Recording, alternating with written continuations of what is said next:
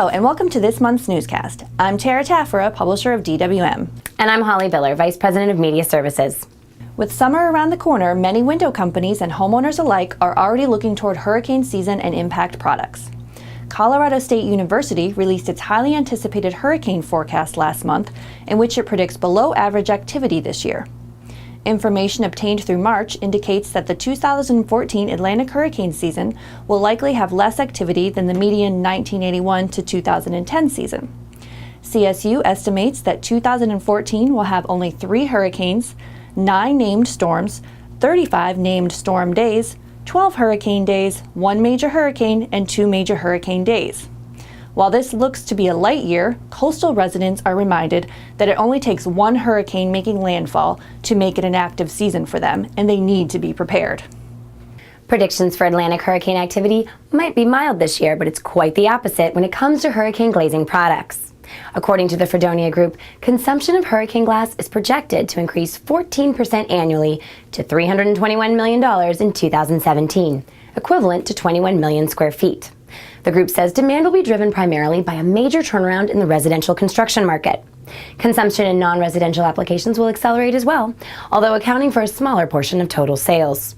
With increasing demand in hurricane glazing, companies are also developing and testing new products to meet the necessary impact requirements.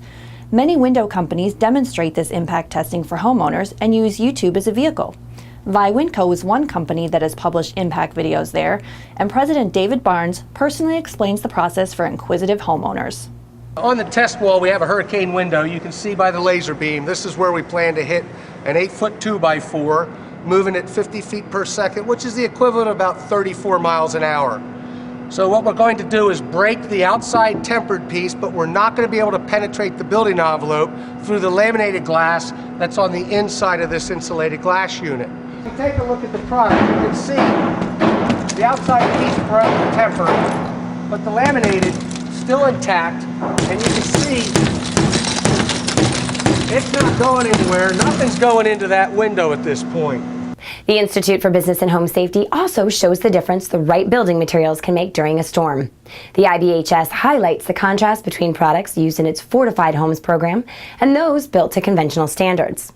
In fact, this video was featured last month on NBC Nightly News with Brian Williams during a news segment speaking about violent tornadoes that have wreaked havoc recently.